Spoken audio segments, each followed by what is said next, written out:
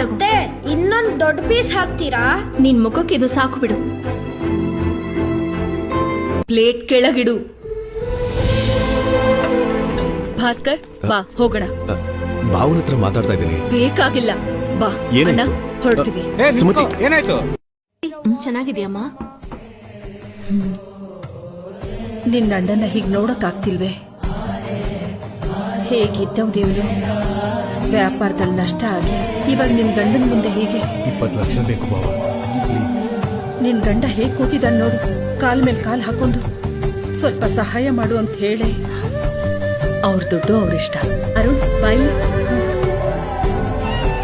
ನಿನಗ್ ಮತ್ತೆ ಕೊಡಿಸ್ತೀನಿ ಕಂದ. ಸರಿ ಅಮ್ಮ. ತಗೋ. ಇಷ್ಟ ಆಯ್ತಾ? ಏನಾಯ್ತು ಸುಮತಿ?